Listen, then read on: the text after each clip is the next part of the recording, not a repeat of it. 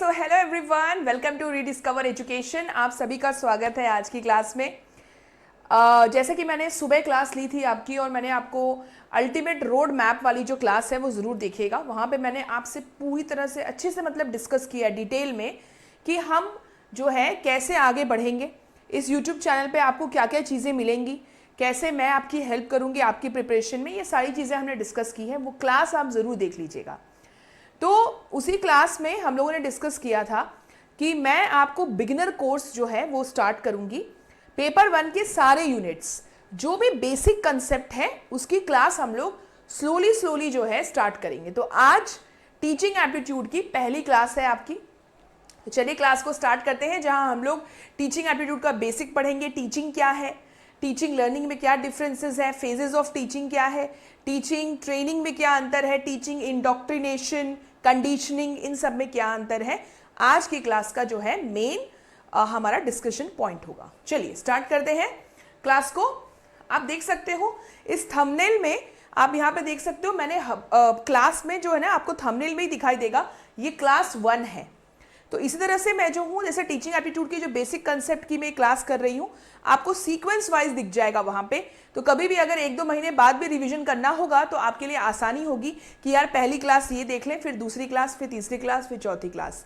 तो रैंडमली आपको वीडियोस नहीं मिलेंगे, इस तरह से आपको दिख जाएगा ये क्लास 1 है, इसके बाद की क्लास हमें सीक्वेंस में कौन सी देखनी है ये समझ में आ जाएगा। ठीक है, सो आई होप ये आपके लिए फ्रूटफुल रहेगा। चलिए स्टार्ट करते हैं हम लोग आज की क्लास। सबसे पहले समझते हैं कि टीचिंग एप्टीट्यूड है क्या। एप्टीट्यूड मतलब क्या होता है? एप्टीट्यूड मतलब होता है योग्यता। आप ये एग्जाम देते हैं यूजीसी नेट का, तो सबसे पहले यही टेस्ट करना है कि जब आप यूजीसी नेट के एग्जाम क्वालिफाई कर लोगे तो क्या आप में असिस्टेंट प्रोफेसर जब बनोगे तो टीचिंग एप्टीट्यूड है या नहीं। कहने का मतलब ये कि आप जो है बच्चों को पढ़ा पाओगे या नहीं, आपके अंदर वो एबिलिटी है या नहीं, आपके अंदर वो स्किल्स है या नहीं, आपके अंदर वो क्वालिटी है या नहीं। तो यही है टीचिंग एप्टीट्यूड। ओके, इसी को हम हिंदी में बोलते हैं शिक्षण योग्यता। आई होप इतना आपको समझ में आ गया होगा। Okay, It encompasses broad range of competencies and principles. Competencies याद रखिएगा, competencies मतलब होता है दक्षता। आने वाली क्लासेस में हम लोग टीचिंग कॉम्पिटेंसीज को लेकर भी कुछ 4-5 कॉम्पिटेंसीज है जो एक टीचर में होना चाहिए, वो भी हम डिटेल में बाद में समझेंगे। पर कॉम्पिटेंसी मतलब समझिएगा, जब आप टीचर बनते हैं तो आपके अंदर पढ़ाने की दक्षता है या नहीं, आपके अंदर इवैल्यूएशन करने की दक्षता है या नहीं, आपके अंदर लर्नर को समझने की दक्षता है या नहीं, ये सारी कॉम्पिटेंसीज कहलाती हैं। ठीक है, तो टीचिंग एप्टीट्यूड में ये सारी चीजें आ जाती हैं। इसके बाद टीचिंग को समझते हैं, that what are the characteristics of teaching. Teaching का कैरेक्टरिस्टिक सबसे पहले है कि टीचिंग एक प्रोफेशन है। आपको ये ध्यान रखना है कि जो शिक्षण है वो एक पेशा है। सबसे इंपॉर्टेंट लाइन यहां पे है कि it is both an art and a science. भाई आर्ट क्यों है और साइंस क्यों है, ये समझने की बात है। आर्ट मतलब होती है कला। तो हमेशा मैं बोलती हूँ ना, पढ़ाना भी एक कला होती है। हर कोई नहीं पढ़ा सकता, ज्ञान सबके पास होता है, पर उस ज्ञान को दूसरों के सामने इजी तरीके से देना, ये सबके पास ये कला नहीं होती, इसलिए ये एक आर्ट है। How you will impart the knowledge to the students. Science क्यों है ये? साइंस इसलिए है क्योंकि ये सिस्टमेटिकली होता है। ऐसे ही नहीं कि हम गए क्लास में, बोला आपको पढ़ाने के लिए, अब चले गए बिना सोचे समझे प्लानिंग किए हुए और क्लास से पढ़ा रहे हो, कोई भी सीक्वेंस में पढ़ा रहे हो, कभी हार्ड टॉपिक पहले ले लिया फिर पीछे चले गए, ऐसा नहीं होता। तो सिस्टमेटिक तरीके से आप आगे बढ़ते हैं, प्रॉपर लेसन प्लान बनाते हैं, प्रॉपर ऑब्जेक्टिव सेट किया जाता है, उसके बाद आप सीक्वेंशियली आगे बढ़ते हैं, इसलिए ये साइंस भी है। So teaching is considered as the profession. It is both art and science. इसके बाद है पर्पस ऑफ टीचिंग। हमेशा टीचिंग का कोई ना कोई पर्पस होता है, कोई ना कोई मकसद होता है कि यार बच्चे के अंदर ये नॉलेज आ जाए, बच्चे के अंदर ये स्किल्स आ जाए, बच्चे के अंदर ये एटीट्यूड आ जाए। डायनामिक प्रोसेस है। डायनामिक इसलिए है क्योंकि ये 2 वे प्रोसेस है, गतिशील है। ऐसा नहीं है कि सिर्फ मैं ज्ञान दी जा रही हूं, आप लोग लिए जा रहे हो और कुछ नहीं। ऑब्वियसली ये ऑनलाइन है, यहाँ पे आप डिस्कशन करते हुए मुझे नहीं दिखोगे, लेकिन कमेंट सेक्शन में आप डिस्कशन करते हैं, आप डाउट्स पूछते हैं क्लास में, और इवन जब मैं पढ़ाती हूँ और कुछ क्वेश्चन आपसे पूछती हूँ, यू गिव आंसर इमीडिएटली। तो that is why it is a two way process, इसलिए इसको डायनामिक बोला गया है, गतिशील प्रक्रिया है और कंटिन्यूअस प्रोसेस है ये। ऐसा नहीं है कि आज 1 महीना मैंने आपको पढ़ा दिया बस हो गया, भाई कंटिन्यूअसली ये चीज़ें पढ़ानी पड़ती हैं, कंसेप्ट्स पढ़ाने पड़ते हैं बच्चों को। ऐसा नहीं बोल सकती मैं कि आज मैंने तुमको रेशियो समझा दिया तो बस अब दोबारा नहीं पूछना मेरे से। टीचिंग कंटिन्यूस होता है, टीचिंग के अंदर ही इवैल्यूएशन भी होता है, तो ऑन गोइंग इवैल्यूएशन भी चलता रहता है। इवैल्यूएशन के बाद जो भी करेक्शन करना होता है टीचर को अपने टीचिंग करने के तरीके में, पढ़ाने के तरीके में, वो करेक्शन साथ साथ करता रहता है। So it is a continuous process, it goes on. और स्टूडेंट के नीड के अकॉर्डिंग, स्टूडेंट के नीड को, लर्नर के नीड को हमेशा सेंटर में रखा जाता है और उसके नीड के अकॉर्डिंग जो है चीजें अडेप्ट की जाती है। ठीक है, तो ये है nature and characteristics of the teaching. इसके बाद ऑब्जेक्टिव क्या है टीचिंग का? टीचिंग का मेन ऑब्जेक्टिव सबसे पहला कॉग्निटिव डेवलपमेंट है ना, जिसको हम संज्ञानात्मक विकास बोलते हैं। सबसे पहले बच्चे को भाई इंटेलेक्चुअल एबिलिटीज, कैसे चीज़ों को कॉम्प्रिहेंड करना है।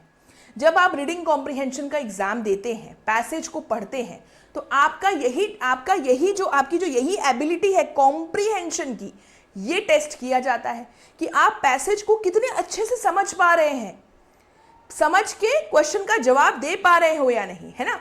तो ये होता है कॉम्प्रिहेंशन, एनालिसिस करना, सिंथेसिस करना, critical thinking, these all are the part of cognitive development।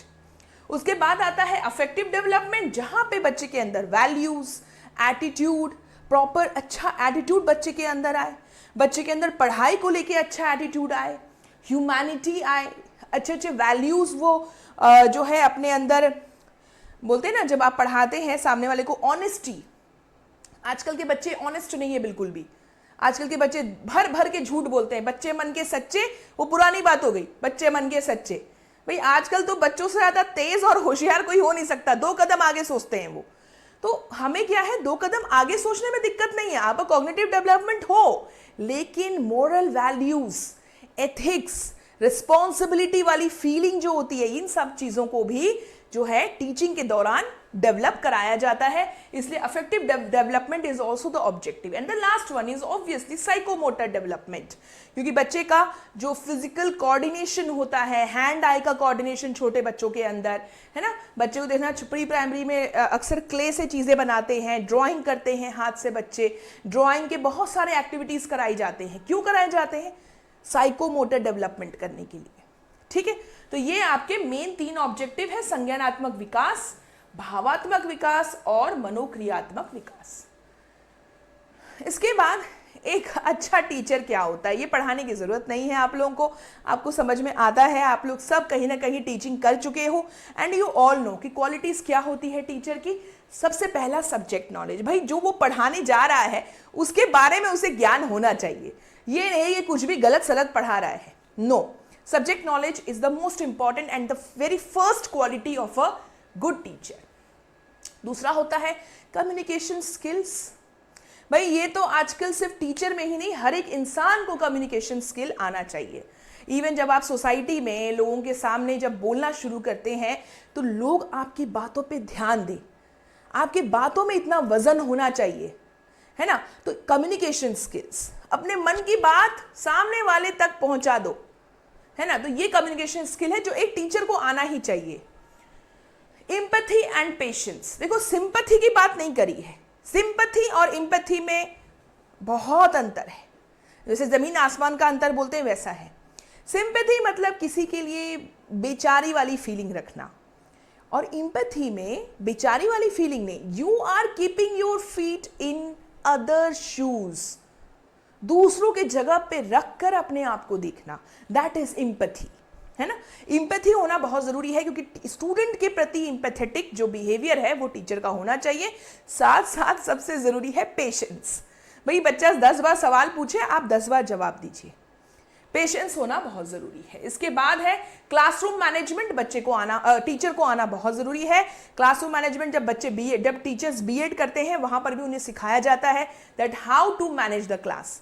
Classroom management का मतलब कतई ये नहीं होता कि आप जो है चिल्ला चिल्ला के बच्चों को शांत कर दो, है ना, इतना चिल्लाओ या पनिशमेंट दे दो, किसी को हार्श पनिशमेंट दे दो कि सारे बच्चे शांत हो जाए। This is not classroom management. Classroom management का मतलब ये है कि भाई इन्वायरमेंट ओपन इन्वायरमेंट हो, बच्चा जो पूछना चाहता है आराम से पूछे, लेकिन एटिकेट्स को फॉलो करके। ये नहीं कि दूसरों को चिल्ला रहे हैं, दूसरों पे बैड वर्ड्स का यूज़ कर रहे हैं या फिर कुछ और गलत काम हो रहे हैं। ये सब चीज़ों का आपको एज अ टीचर आपको ध्यान रखना है। तो classroom management is very important. And classroom management में इंगेजिंग क्लास आपका इंगेज होना चाहिए। आप जो पढ़ा रहे तो ऐसा नहीं आधे बच्चे डर के मारे कुछ पूछ ही नहीं रहे या आधे बच्चे जो है पीछे सो रहे हैं, ऐसा नहीं होना चाहिए। इंगेजिंग क्लास होनी चाहिए। You have to give certain examples जो बच्चों को मजा आए सुनने में, बच्चे रिलेट कर सके उस कंसेप्ट को उस एग्जाम्पल से, है ना। इसके बाद आता है एडेप्टेबिलिटी, यानी कि आप देखो यार, आज से 20 साल पहले जो टीचर पढ़ाता था वो कंस्ट्रक्टिविज्म को नहीं जानता था, चॉक एंड टॉक मेथड समझता था वो, कि बस पढ़ाओ, ब्लैक बोर्ड पे लिखो, सामने वाले को समझा दो, टीचर डायग्राम बना दो, हाँ बच्चे चलो कॉपी कर लो नोटबुक में। लेकिन समय के साथ साथ अब जो है नए टीचिंग मेथड्स आ गए हैं, कोऑपरेटिव लर्निंग स्ट्रैटेजीज आ गई है, इंक्वायरी मेथड आ गया है, प्रोजेक्ट मेथड आ गया है। तो इसके अकॉर्डिंग अपने आप को अडेप्ट भी करना है। अब वो 20 साल का टीचर जब आज पढ़ाएगा तो उस स्टाइल में नहीं पढ़ा सकता, है ना। 20 साल पहले जैसा पढ़ाता था वैसा नहीं पढ़ा सकता। आज के new generation new teaching method के हिसाब से उसे पढ़ाना पड़ेगा। So this is called adaptability, Hindi में बोले तो अनुकूलनशीलता। इसके बाद आते हैं मेथड्स ऑफ टीचिंग में, ये हम नेक्स्ट क्लास में डिटेल में डिस्कस करेंगे, but you all know that there are majorly three types of method of teaching, शिक्षण के तरीके। सबसे पहला है टीचर सेंटर्ड, शॉर्ट में अगर समझे शिक्षक केंद्रित, यानी कि यहाँ पे टीचर के हाथ में कमांड है, टीचर डिसाइड करता है कि क्या पढ़ाना है क्लास में, कैसे पढ़ाना है क्लास में, कौन सी एक्टिविटीज करनी है, ये टीचर डिसाइड करेगा, टीचर सेंट्रिक। फिर आते हैं लर्नर सेंटर्ड या स्टूडेंट सेंटर्ड बोल दो, या शिक्षार्थी केंद्रित तरीका। इसमें क्या है, इसमें लर्नर को ध्यान में रखा जाता है, लर्नर के बीच में जो डिफरेंसेस हैं, उनके कॉग्निटिव डेवलपमेंट, उनकी कॉग्निटिव डिफरेंस, जो मल्टीपल इंटेलिजेंस आपकी क्लास में है, अलग अलग तरीके के सोचने वाले बच्चे हैं, कोई गिफ्टेड लर्नर है, कोई स्लो लर्नर है, कोई एवरेज लर्नर है। तो इन सब का ख्याल रख के आपको एक्टिविटीज डिसाइड करनी है, इन सब का ख्याल रख के आपको कंटेंट को डिलीवर करना है। ये हो जाता है लर्नर सेंटर्ड मेथड, ठीक है, जिसमें कि जैसे डिस्कशन कर रहे हो आप, problem solving, project method, experiential learning. Teacher centred में लेक्चर, डेमोन्स्ट्रेशन, डायरेक्ट इंस्ट्रक्शन आ गया। और एक अब नया आया है इंटीग्रेटेड मेथड, यानी दोनों को मिला लो, ठीक है। जैसे ब्लेंडेड लर्निंग है, वैसे तो वहां पे ट्रेडिशनल और उसको मिलाते हैं, पर अगर आप देखें तो टीचर सेंटर्ड और लर्नर सेंटर्ड दोनों के बीच का होता है ब्लेंडेड लर्निंग, ठीक है। तो ये आ गया, तो 3 मेथड्स ऑफ टीचिंग होते हैं। इसके बाद हम समझते हैं अब टीचिंग लर्निंग प्रोसेस कैसे होता है। कोई भी टीचिंग लर्निंग प्रोसेस हो, चाहे वो स्कूल के क्लासरूम में हो, चाहे वो गांव में पेड़ के नीचे बैठा हुआ टीचर हो, चाहे हायर एजुकेशन इंस्टीट्यूशन में पढ़ा रहा प्रोफेसर हो, कोई भी हो, टीचिंग लर्निंग प्रोसेस इसी तरह से होता है। सबसे पहला फेज होता है प्लानिंग फेज, दूसरा होता है इम्प्लीमेंटेशन बोल दो या एग्जीक्यूशन बोल दो, ठीक है, और तीसरा होता है इवैल्यूएशन, हिंदी में बोले तो योजना बनाना, कार्यान्वयन करना और मूल्यांकन। इसी को हम समझते हैं फेजेस ऑफ टीचिंग में भी यही चीज है, सेम है, प्लानिंग, इम्प्लीमेंटेशन एंड इवैल्यूएशन। इसी को एक नाम दे दिया गया pre active phase, interactive phase और पोस्ट एक्टिव फेज, वही चीज है। प्री एक्टिव फेज में टीचर क्या करती है, प्लान करना। मतलब क्या हुआ, क्या करते हैं यहाँ पे जैसे आज मैं आपको ये बेसिक पढ़ाने वाली थी, कैरेक्टरिस्टिक क्या है, ये आज क्लास मुझे लेनी थी, तो मैंने पहले ऑब्जेक्टिव डिसाइड किया। ऑब्वियसली स्कूल के लेसन प्लान की तरह लिखा नहीं, बट मैंने अपने दिमाग में डिसाइड किया कि यार ये क्लास पढ़ाने के बाद बच्चों का ये बेसिक कंसेप्ट तो क्लियर होना चाहिए। इसके बाद बच्चा दोबारा पलट के ना देखे कि यार भैया प्री एक्टिव फेज में क्या करते थे या पोस्ट एक्टिव में क्या करते थे। तो मेरा ये ऑब्जेक्टिव ही था कि आज की क्लास के बाद, आज की क्लास जो मेरा बच्चा देखेगा उसको ये कंसेप्ट आ जाना चाहिए। फिर मैंने क्या प्लान किया कि कंटेंट क्या डालूं मैं, कैसा इजी कंटेंट डालूं। फिर मैंने डिसाइड किया कि इस कंटेंट को प्रेजेंट कैसे करूं मैं। क्या मैं ब्यूटीफुल पिक्चर्स लगाऊंगी तो अच्छा लगेगा उनको, थोड़ा अंडरलाइन कर दूंगी तो शायद ज़्यादा समझ में आएगा। तो ये सारी चीज़ें मैंने डिसाइड की और ये आता है प्री एक्टिव फेज में। तो टीचिंग की स्ट्रैटेजीज डिसाइड करना, ऑब्जेक्टिव बनाना, प्लान करना, कंटेंट क्या पढ़ाएंगे, ये सारी चीज़ें किसमें आ गई, प्री एक्टिव फेज में। फिर आता है आपका इंटरैक्टिव फेज। ऑब्वियसली इंप्लीमेंट कर रहे हैं आप क्लास के अंदर गए हैं, बच्चों से बात कर रहे हैं, कंटेंट को डिलीवर कर रहे हैं, क्वेश्चन बच्चे पूछ रहे हैं, आप उनका जवाब दे रहे हो, उनके डाउट्स को क्लियर कर रहे हो। This all will come under the interactive phase. Okay, now coming to the post active phase, यानी कि इवैल्यूएशन फेज। लेकिन ध्यान दीजिएगा, यहां पे सिर्फ इवैल्यूएशन नहीं होता, इसको हम फीडबैक स्टेज भी बोलते हैं। तो अगर आपसे क्वेश्चन पूछा जाए कि भाई टीचर जो है वो इवैल्यूएट कर रही है स्टूडेंट के परफॉर्मेंस को, so in which phase it will come under post active phase. क्योंकि इवैल्यूएशन के बाद ही पता चलता है कि जो ऑब्जेक्टिव हमने प्री एक्टिव फेज में डिसाइड किया था वो अचीव हुआ है या नहीं, है ना। अब मैं तुम्हारा इवैल्यूएशन लूंगी, कभी PYQ करवाऊंगी, MCQs करवाऊंगी, तुम लोग आंसर दोगे तो मुझे समझ में आ जाएगा कि ये क्लास जो मैंने करवाई वो क्लास फ्रूटफुल रही, है ना। सिंपल है। तो ये कब आता है, ये पोस्ट एक्टिव फेज में आता है। और ऑब्वियसली मुझे एक फीडबैक मिल जाता है कि मेरे पढ़ाने का तरीका अच्छा है या उसमें और इंप्रूवमेंट करने की जरूरत है। ठीक है, तो ये तीनों फेज याद रखिएगा, बहुत सिंपल है। इसके बाद हम अपने बेसिक जो है कंपैरिजन वाले स्टेज पे आते हैं। कंपैरिजन वाला पार्ट, सबसे पहला कंपेयर करेंगे हम लोग टीचिंग और लर्निंग के बीच में। भाई सब जानते हैं, बहुत बेसिक चीज़ है। टीचिंग मतलब होता है पढ़ाना, लर्निंग मतलब होता है पढ़ना। जैसे अभी मैं टीच कर रही हूँ and you all are learning with me. तो टीचिंग में क्या हुआ, हमने नॉलेज, स्किल्स, वैल्यूज को इम्पार्ट किया।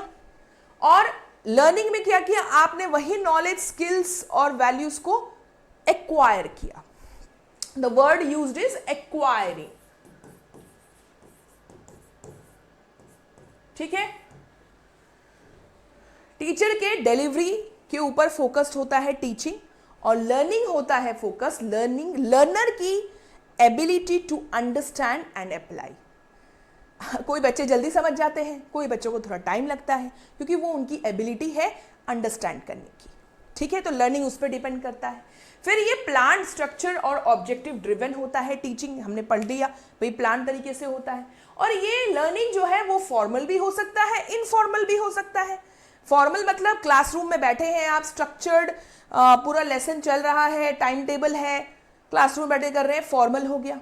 इनफॉर्मल क्या हुआ, जैसे कि आप खुद से एक्सप्लोर कर रहे हैं, आपने कोई यूट्यूब का कोई वीडियो देख लिया, कोई शॉर्ट देख लिया कहीं, इनफॉर्मल हुआ वो। वहाँ पे कुछ भी टाइम टेबल नहीं फॉलो कर रहे, कोई सिलेबस फॉलो नहीं कर रहे, कहीं से ज्ञान मिला आपको, आपने ले लिया, इनफॉर्मल है, वो भी लर्निंग कहलाती है।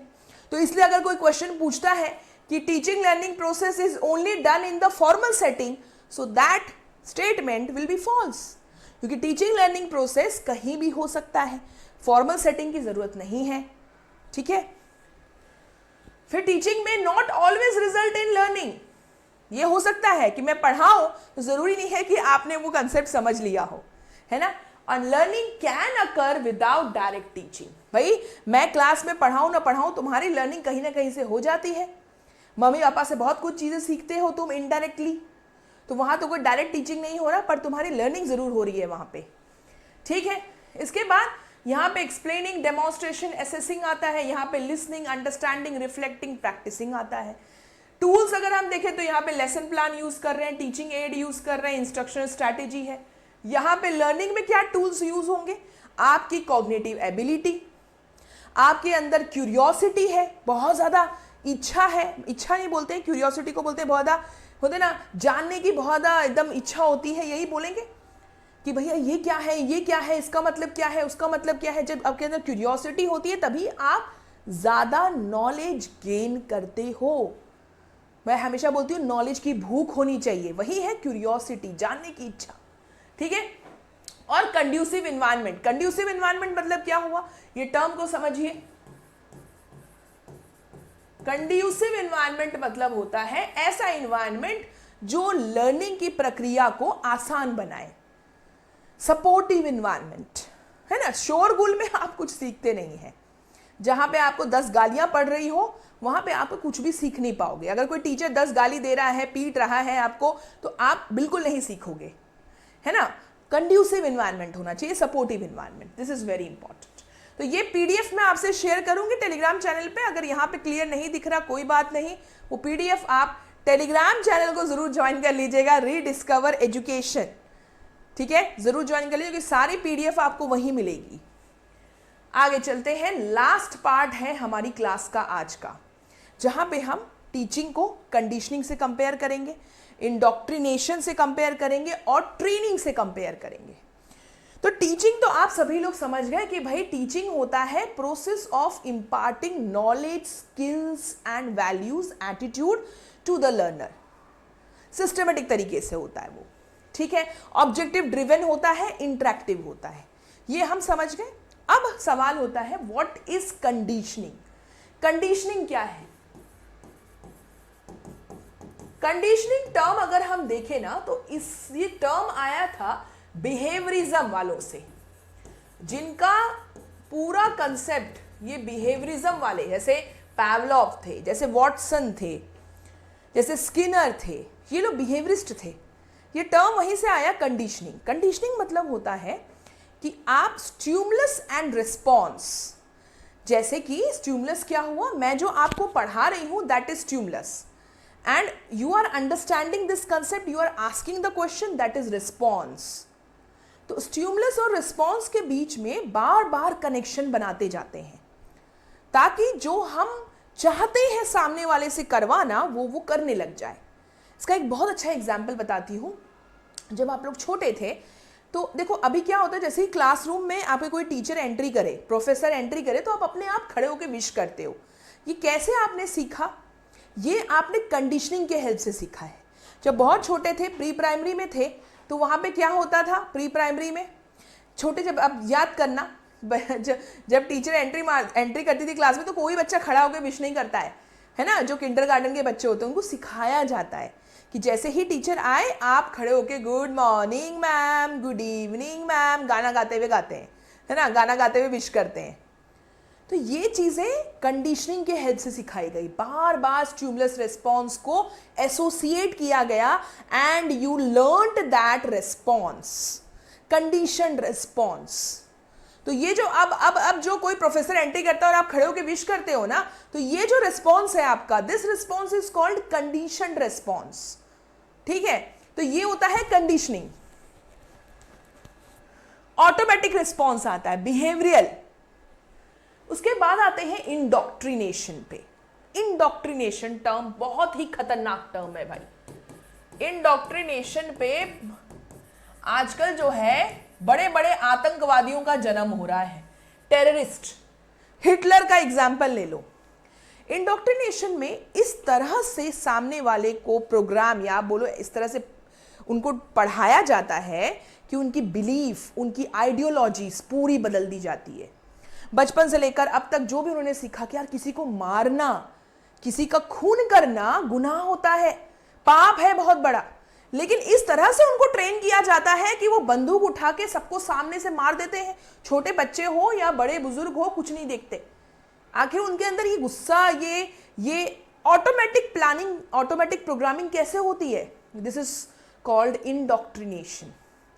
तो इंडोक्ट्रिनेशन के दौरान आपको जो चीजें सिखाई जाती है, आपको जो बिलीफ सिस्टम आपके अंदर इम्प्लांट किया जाता है, उस दौरान आप कुछ भी पूछ नहीं सकते, ना पूछते हो। तो यहां पे क्रिटिकल थिंकिंग को डिस्करेज किया जाता है। यही बेसिक डिफरेंस है टीचिंग और इंडोक्ट्रिनेशन में। सबसे पहला कि टीचिंग में क्रिटिकल थिंकिंग को इनकरेज किया जाता है, लेकिन वहीं पे इंडोक्ट्रिनेशन में क्रिटिकल थिंकिंग को डिस्करेज किया जाता है। सोचना नहीं है, दिमाग नहीं लगाना आपको, जो आपको समझा दिया बस समझ लो, है ना। हिटलर ने यही किया था। तो this is called indoctrination, one sided होता है। यहां पे क्वेश्चनिंग को, क्रिटिकल इवैल्यूएशन को डिस्करेज किया जाता है।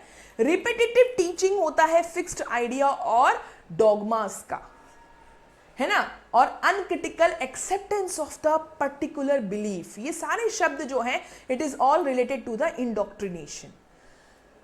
लास्ट में आता है ट्रेनिंग। ट्रेनिंग मतलब क्या हुआ? ऑब्वियसली प्रैक्टिकल स्किल्स जब आप एक्वायर करते हो, है ना, जैसे लेसन प्लान बनाना, कोई टीचिंग एड को बनाना, उसकी ट्रेनिंग होती है।